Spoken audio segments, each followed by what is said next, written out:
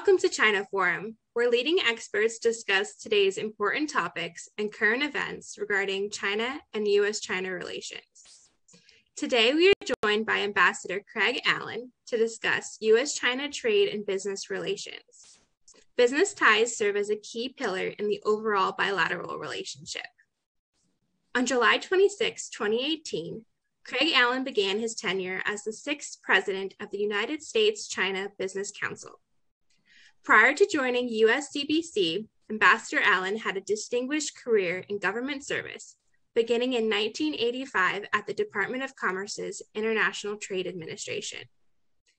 Early in his career, Ambassador Allen served as Director of the American Trade Center in Taipei and as Commercial Attaché at the U.S. Embassy in Beijing. He then worked on the Brunei, China, and Mexico APEC summits at the National Center for APEC in Seattle. In 2002, he returned to Beijing and was promoted to the Minister Counselor rank of the Senior Foreign Service. After 4 years in South Africa, Ambassador Allen became Deputy Assistant Secretary for Asia at ITA and later Deputy Assistant Secretary for China. His last government position was as U.S. Ambassador to Brunei from 2014 through 2018. Ambassador Allen received a BA from University of Michigan in Political Science and Asian Affairs, and holds a Master of Science in Foreign Service from Georgetown University. Welcome, Ambassador Allen. Thank you so much for having me. A pleasure to be here. It's great to have you. Let's just get started by helping our audience understand the scope of U.S.-China economic ties. Can you explain a bit about the level of trade between the U.S. and China, the number of U.S. companies with business ties to China, and how these economic ties have grown over the decades? Well, U.S.-China trade is enormous. Canada and Mexico, for obvious reasons, are our largest trading partners, but China comes in solidly as number 3, and therefore our largest overseas trading partner by far beating the 4th largest trading partner. So total U.S.-China trade is roughly on the order of $600 billion a year, and it's very imbalanced. And while the ratios go up and down, it's about 4 to 1 in China's favor. Now, last year, in 2020, U.S. exports increased 18%, but that's after a 20% decline in 2019 and 2018. And so we're near the peak level, and we might surpass the 2017 peak in 2021, but that remains to be seen. Tariffs have impacted the trade between the United States and China in a pretty profound way. It's much more difficult for new to market or new to export entrepreneurial companies in the United States to address the China market as a result of the tariffs. But in the main, most American companies and most Chinese companies have, over the last year or so, been able to figure out workarounds. There's been investment in third countries. And so the trade, by and large, continues pretty much with having gone through that recalibration and that adjustment period caused by the tariffs. Investment remains very high as well.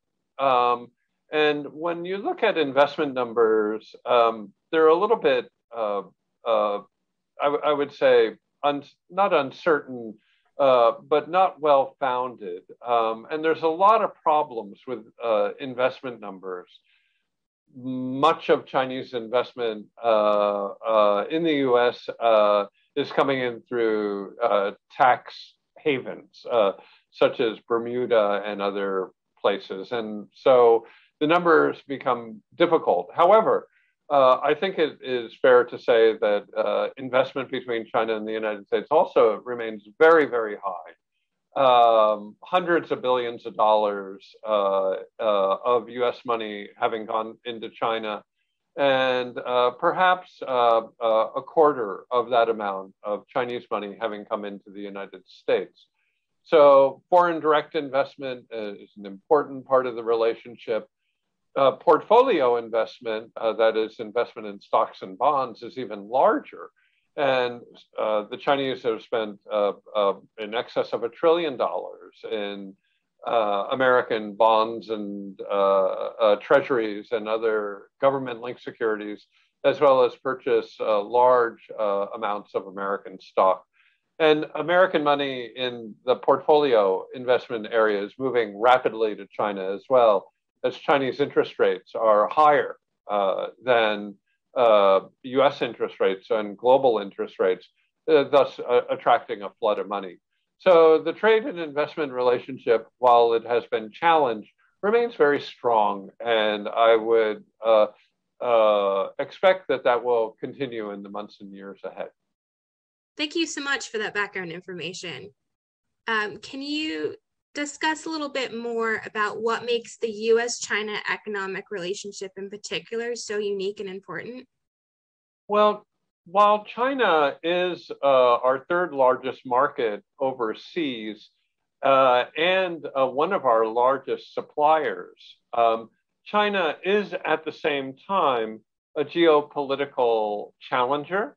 And if that's not complicated enough, then in the technology area that we are undergoing incredibly intense competition. And oftentimes that is competition that's not well structured or bounded or guided by WTO rules or principles. WTO was written so long ago that it does not account for the internet or digital technology or genetic technology or many other types of technology.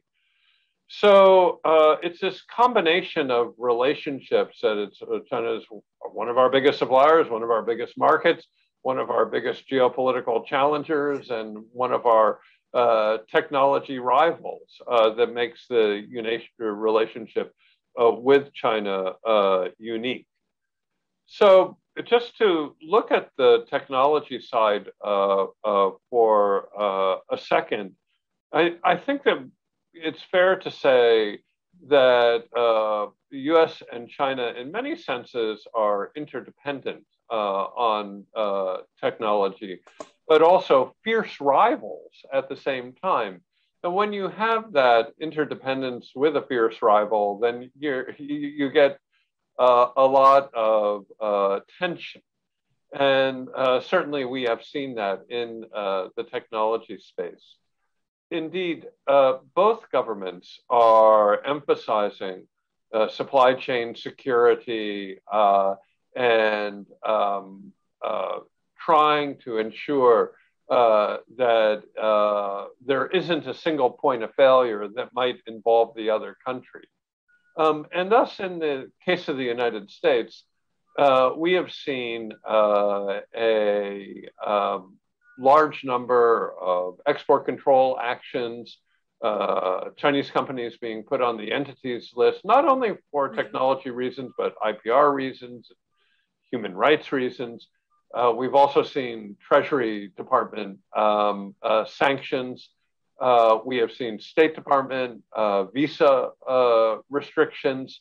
And on the Chinese side also, there's been a welter of new policy tools that have been announced, if not employed, by the Chinese government, including national security reviews, cybersecurity reviews, the unreliable entities list, the anti-sanctions rules. And so particularly in the technology space, many American companies active in China, and indeed, I think you could say the same is true of Chinese companies acting in America, are concerned about a conflict of laws, whereby if they adhere to their home country's law, they might be inadvertently, ipso facto, violating their host country's laws.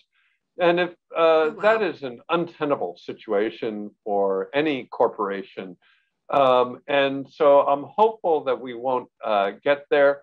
But as both governments are deeply committed to increasing technology and increasing self-reliance, to jobs in that country, and to the importance of technology as a feature of national security, it's becoming more and more difficult for Chinese high-tech companies to do business in the US and American high-tech companies to do business in China. And that, I think, is quite unique to the U.S.-China relationship, and something that bears careful scrutiny Definitely. in the months and the years ahead. This is a story that's still being written, and Hmm. where policy is, to say the least, very, very active. Thank you. So, in addition to the potential for a conflict in laws, what are some of the other major challenges American companies face when doing business with China? Well, many of the challenges that our companies face are really quite prosaic. They are challenges that companies would face in any market. And but there, I would say that China is while it has features that would be common in any market, China is also completely unique in that the economy is growing very rapidly, very dynamic, and with a private sector that is bringing forth a lot of really interesting competitors.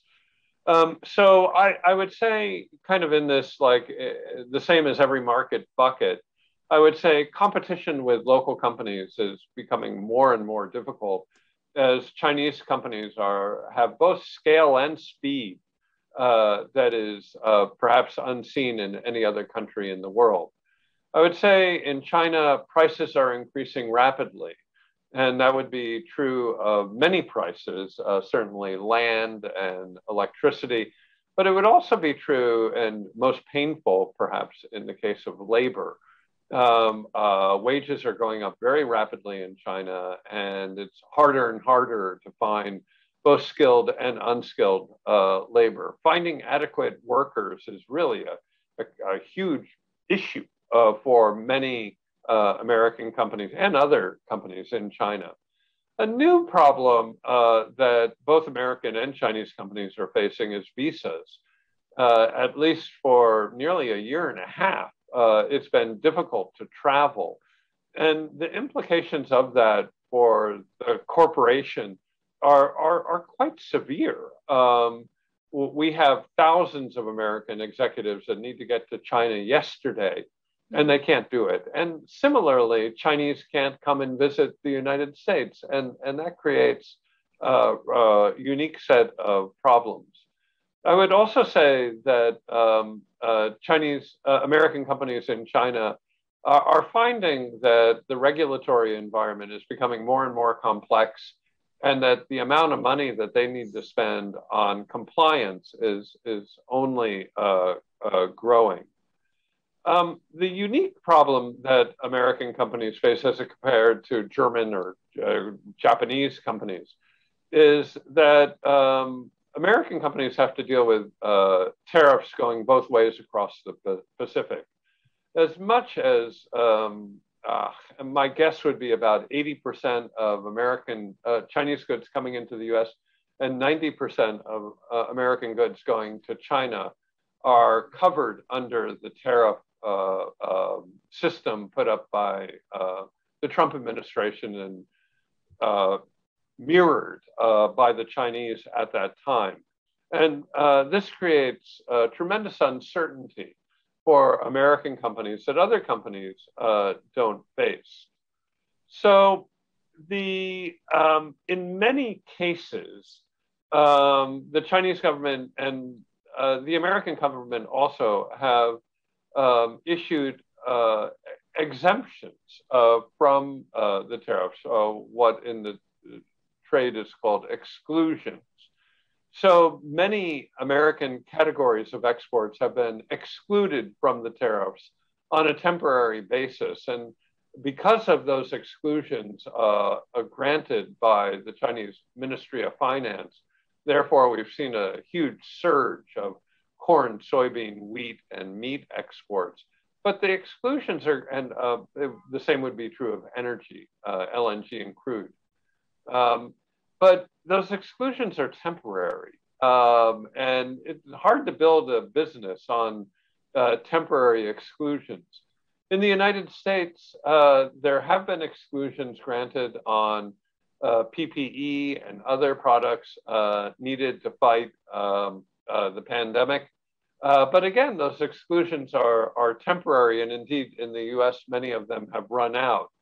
And so we're hopeful that the exclusions will be extended, that negotiations will continue, and that ultimately tariffs need to be removed for the US and China to have anything of a semblance of a normal relationship.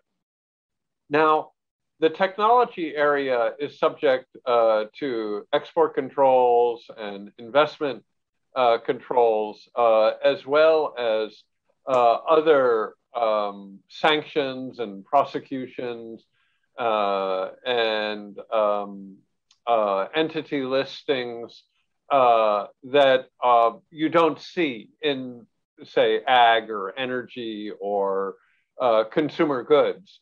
And if there are concerns on the technology side, and I would be the first to argue that indeed technology does impact on national security, you could get rid of the tariffs and deal with these other issues through other mechanisms. So I don't think it's a binary.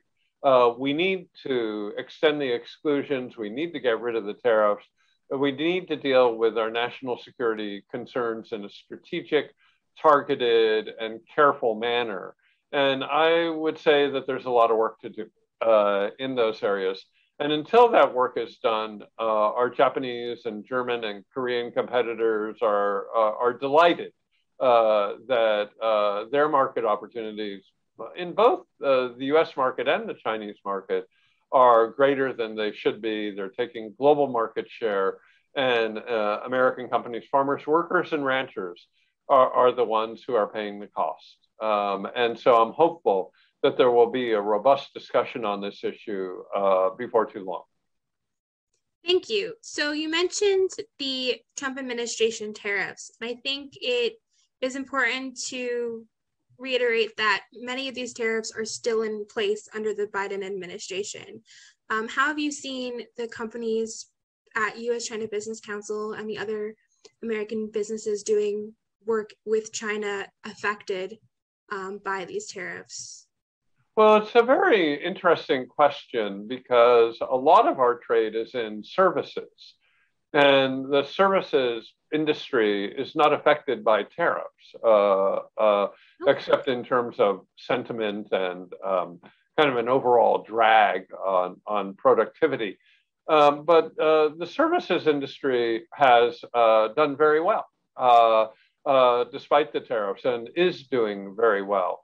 And that would certainly be true in many areas, but not all areas of the services industry. Obviously, we need to take COVID into account when discussing travel and tourism and whatnot. But services have not been greatly affected by the tariffs. Because of the exclusion process, agricultural trade is in many cases doing well. Certainly across the commodity areas, exclusions have been granted. Where we don't see the exclusions and where people are really suffering is where the tariffs remain high, and that would be true in most specialty areas and in horticulture.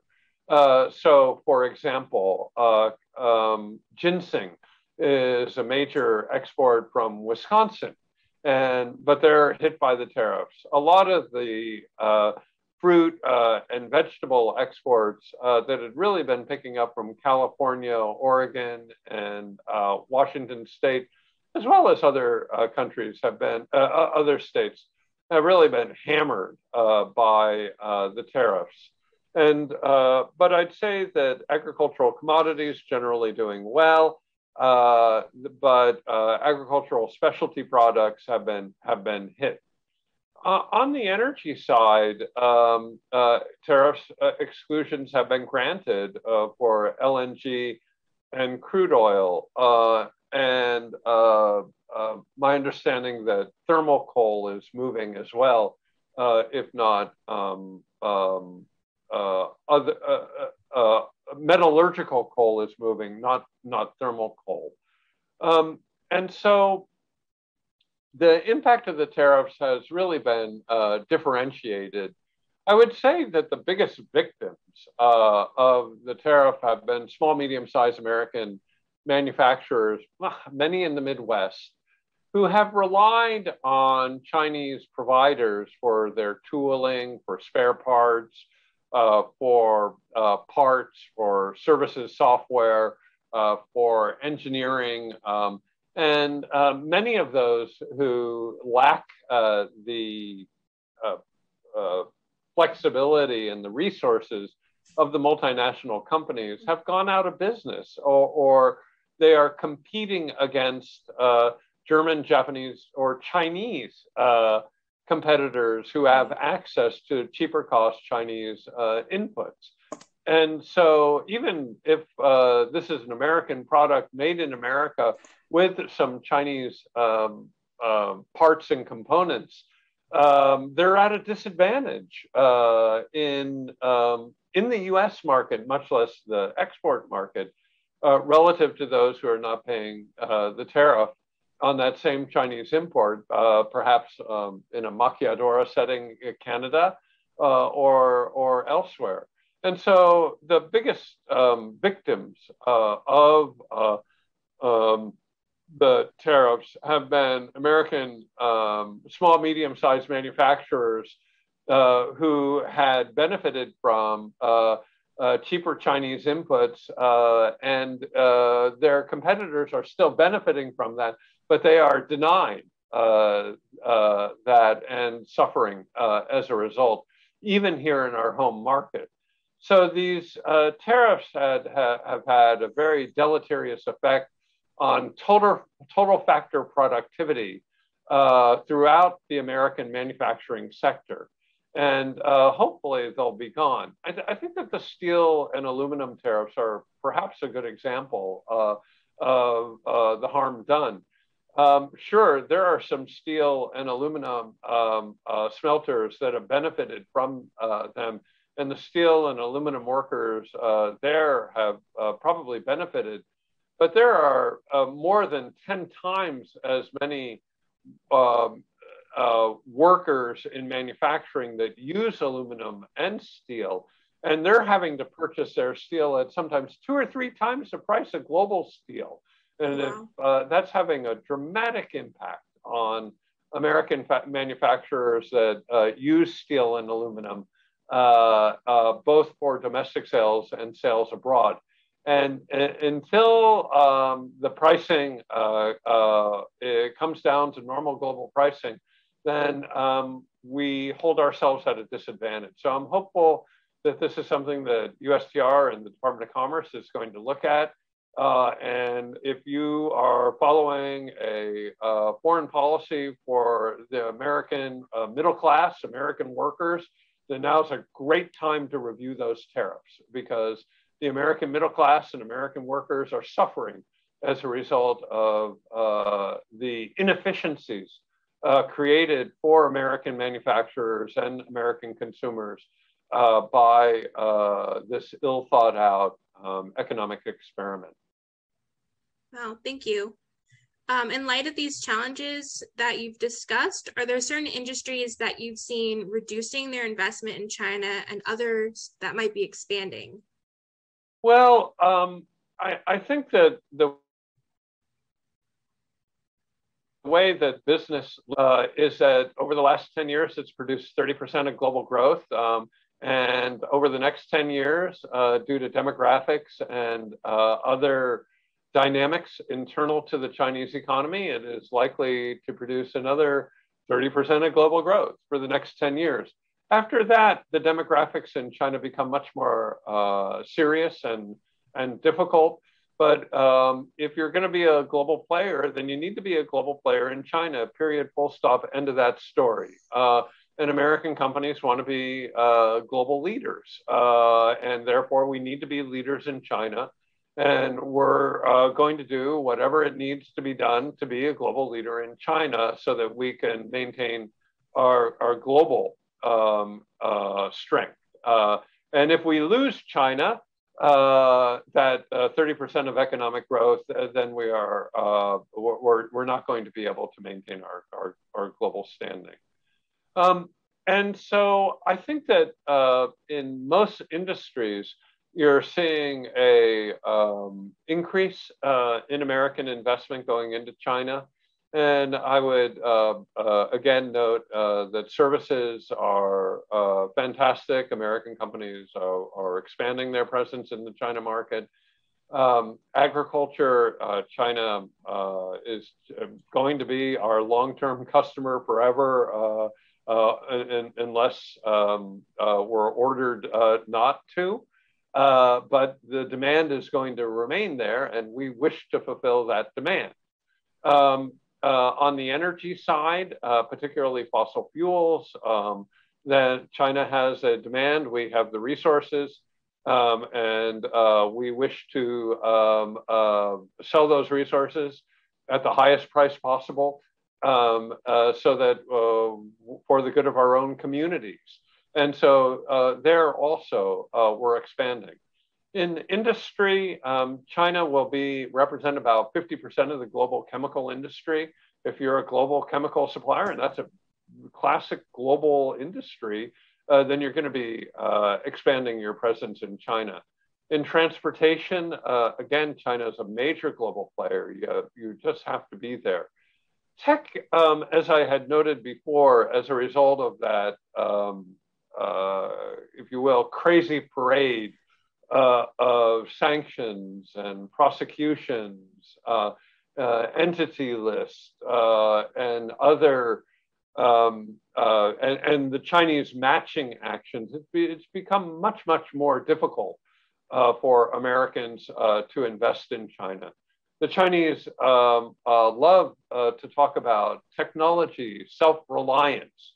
And I think American companies are kind of scratching their heads and wondering, what does technology self-reliance mean while they are being invited in to invest in high technology in China? And the Chinese have a lot of very good high-tech assets. If you need young electrical engineers, scientists, biochemists, China has a superb talent. If you need to fast prototype products, it's very likely that China might be the best place in the world to do that. If you want to do science and technology as a percentage of GDP and as in total percentage, China is rivaling the United States. And so there's very good R&D being done in China. And American companies want to have access to the best minds in the world, and many are heavily invested in China, including R&D. In the old days, in the ancient 20th century, technology was a one-way flow. That is no longer true. Technology is absolutely a two-way flow. And many American companies benefit from importing technology from China, just as we benefit from exporting technology to China. So, albeit there are national security concerns, we should be careful about exaggerating those national security concerns to include all technology. and rather have tall fences around a narrow area. Certainly, curing cancer, for example, or addressing climate change should be a common concern. And it should be an area where technology should be allowed to flow naturally between the best minds in the world, and where American companies and Chinese companies should be encouraged to invest. We do have common problems, and we do need to work together if we have any hope that we're going to be able to successfully address those problems in the future. And right now, that's being challenged by the welter of sanctions that impede technology cooperation and seek to slow down the marketplace of ideas in which both China and the United States are the two greatest players. Let the best ideas win. And government shouldn't artificially try to constrain that in a manner that simply leads to costs for American companies, farmers, workers, and ranchers. Yes, the national security concerns exist, but they don't include everything. And those areas that are not included by explicit national security concerns should be open for trade and investment along the lines that both China and America have committed to under the WTO. And we see that being challenged in a pretty systematic way. Mm-hmm. Thank you. So we are now 6 months into the Biden administration. Have you seen a shift in China policy, especially with relation to trade? Well, when you talk to the officials who are responsible for this, they will tell you that the policy is under review. And so, to be honest, while we've seen dramatic shifts in the Biden administration and many other areas, we seem to be treading water on trade policy vis-a-vis China. There have been no major changes except those that have been mandated by the courts. And so the judicial system of the United States has thrown out some of the executive orders and prosecutions of the Trump administration, particularly Xiaomi, TikTok, and WeChat, well, all important companies in and of themselves. But these are not proactive moves by the Biden administration. Rather, they are court actions. Other than that, we really have not witnessed any major change whatsoever. And we're treading water, in my view, in a quite dangerous currents. And I think that it's important when you're treading water to try and fix on a goal and then start swimming towards that goal. Otherwise, you're going to be just bumped around by the currents, and that might not be a fun experience. But at least to date, the administration has not shared with us their vision of their objectives on where the U.S. China relationship is going. They have not fixed upon what the future of the trade and investment relationship is. They have continued the policies of the past almost without any change. And I think that that bears scrutiny. And particularly as Ambassador Tai, Secretary Raimondo, Secretary Yellen, Secretary Vilsack begin to get to know their Chinese counterparts, I'm hopeful that a vision that truly does respect the needs of the American middle class and American workers is brought into fruition. And at least in my view, particularly over the longer term, that vision is a vision that of not managed trade, but rather the laissez-faire capitalism that has brought us such prosperity in the past. At least in my view, with the exception of those narrowly defined national security areas, we are far better served by markets than by government bureaucrats telling us through either carrots or sticks as to how should we be running our companies.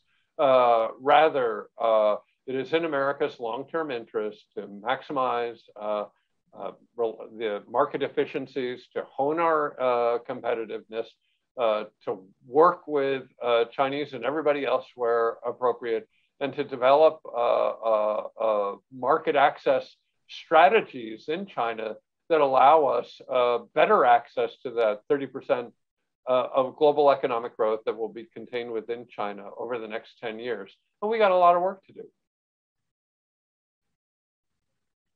Thank you. So outside of specific trade policies, how does the overall state of U.S.-China relations affect business ties?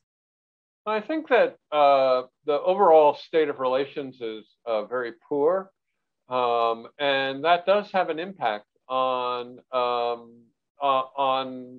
U.S.-China trade and investment. So, as I had noted, we reached a peak in 2017 of U.S. exports, and every U.S. export is associated with jobs in America. We have yet to surpass that. And while our competitors have all done much better. So as we are looking towards the future, we're hopeful for stability and predictability. As I had noted, the tariffs remain in place and temporary exclusions have been granted. And if you're an American company, that's a very uncomfortable place to be. You know that the demand exists in China. You know that the Chinese want to buy your high quality products, but you're not sure if the relations between the two governments are going to be good enough for you to operate on a level playing field. And that's a very bad place to be if you're making investments or planning even for the short-term future of 2022, right around the corner. I would have to note that because of the unique national security implications of the tech sector, that many Chinese companies are concerned that their American suppliers are not going to be able to continue to export to China. And so how do they react? Companies, consumer electronics, for example, household goods, automotive and other companies, they're looking at American companies as suppliers of the last resort. And if they're able to spec out American components, parts, software, firmware, middleware, whatever, from their production in 2022, 2023, 2024, they're doing so. And that's a natural reaction to the overuse of export controls for purposes for which they were never truly designed. And the overuse of sanctions in a non-strategic manner. And it is American workers and companies that are paying the cost for that.